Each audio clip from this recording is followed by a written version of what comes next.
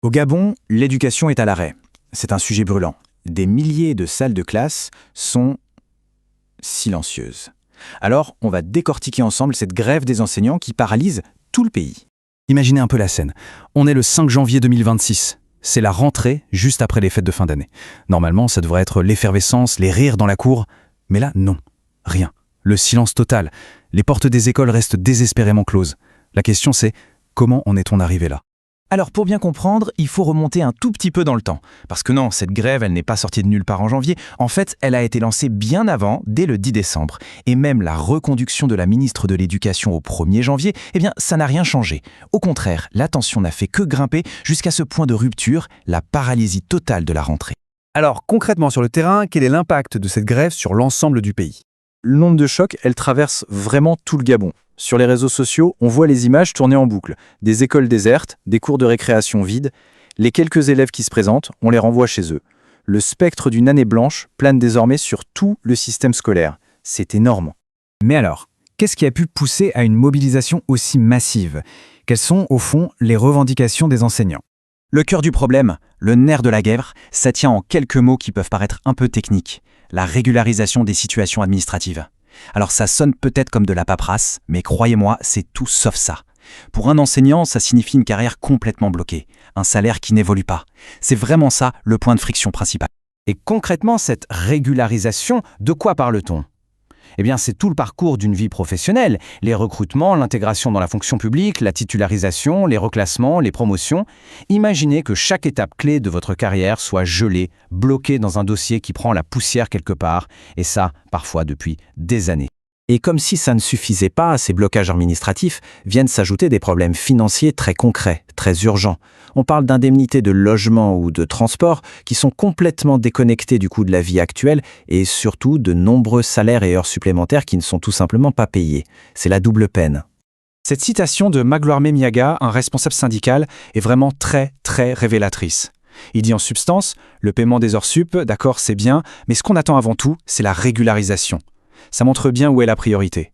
Oui, l'argent est important, mais c'est la résolution de ces blocages administratifs qui est la vraie clé pour sortir de la crise. C'est la condition non négociable. Alors, dans ce bras de fer, qui sont les acteurs en présence ? On a d'un côté un front syndical assez uni qui regroupe plusieurs organisations. Leur message est clair, ils dénoncent des promesses non tenues depuis trop longtemps et une précarisation grandissante de leur métier.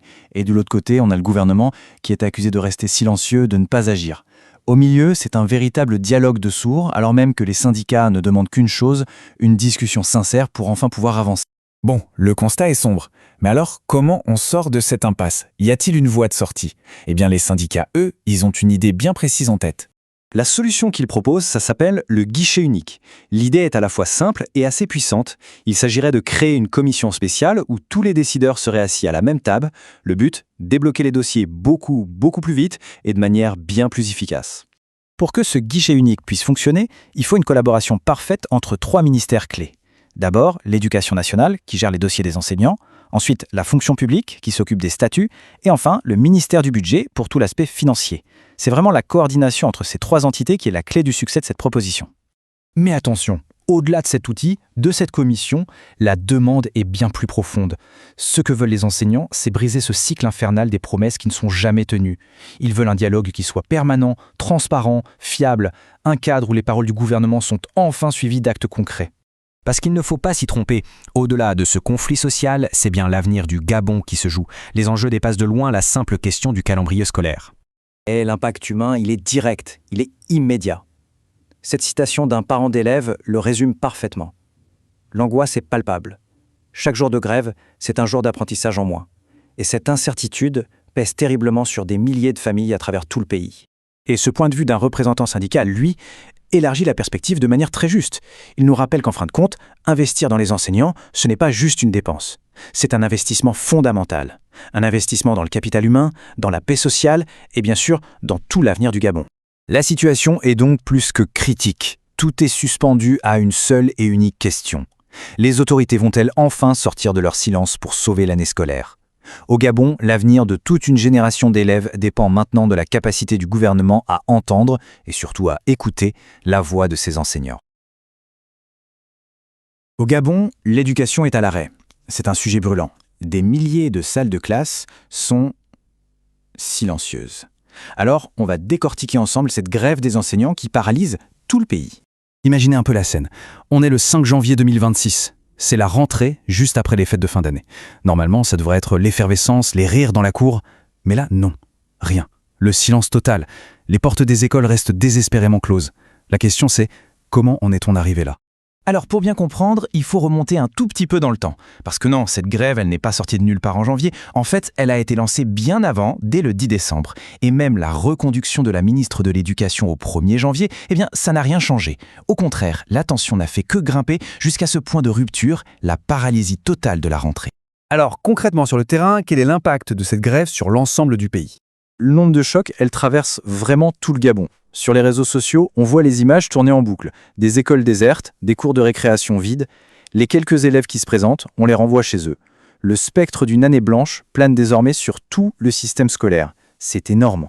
Mais alors, qu'est-ce qui a pu pousser à une mobilisation aussi massive ?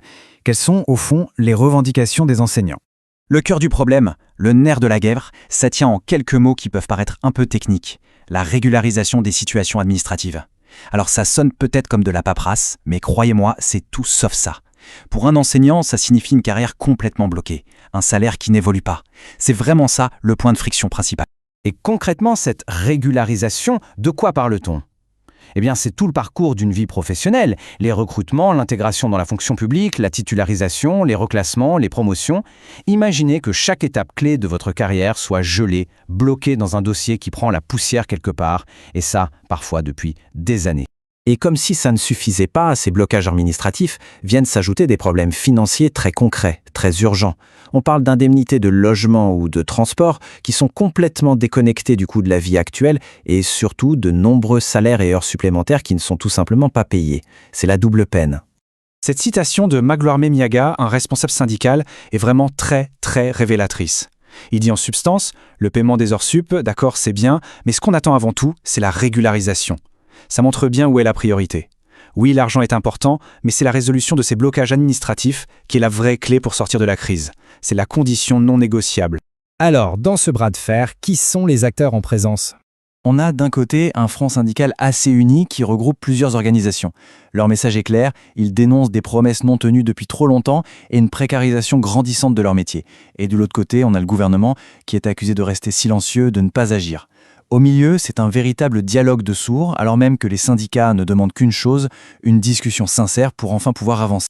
Bon, le constat est sombre. Mais alors, comment on sort de cette impasse ? Y a-t-il une voie de sortie ? Eh bien, les syndicats, eux, ils ont une idée bien précise en tête. La solution qu'ils proposent, ça s'appelle le guichet unique. L'idée est à la fois simple et assez puissante. Il s'agirait de créer une commission spéciale où tous les décideurs seraient assis à la même table. Le but, débloquer les dossiers beaucoup plus vite et de manière bien plus efficace. Pour que ce guichet unique puisse fonctionner, il faut une collaboration parfaite entre 3 ministères clés. D'abord, l'Éducation nationale, qui gère les dossiers des enseignants. Ensuite, la fonction publique, qui s'occupe des statuts. Et enfin, le ministère du Budget, pour tout l'aspect financier. C'est vraiment la coordination entre ces 3 entités qui est la clé du succès de cette proposition. Mais attention, au-delà de cet outil, de cette commission, la demande est bien plus profonde.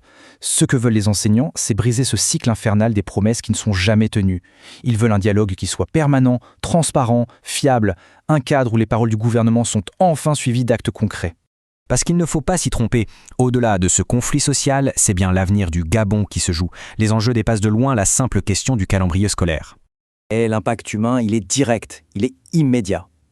Cette citation d'un parent d'élève le résume parfaitement. L'angoisse est palpable. Chaque jour de grève, c'est un jour d'apprentissage en moins. Et cette incertitude pèse terriblement sur des milliers de familles à travers tout le pays. Et ce point de vue d'un représentant syndical, lui, élargit la perspective de manière très juste. Il nous rappelle qu'en fin de compte, investir dans les enseignants, ce n'est pas juste une dépense. C'est un investissement fondamental. Un investissement dans le capital humain, dans la paix sociale et bien sûr dans tout l'avenir du Gabon. La situation est donc plus que critique. Tout est suspendu à une seule et unique question. Les autorités vont-elles enfin sortir de leur silence pour sauver l'année scolaire ? Au Gabon, l'avenir de toute une génération d'élèves dépend maintenant de la capacité du gouvernement à entendre et surtout à écouter la voix de ses enseignants.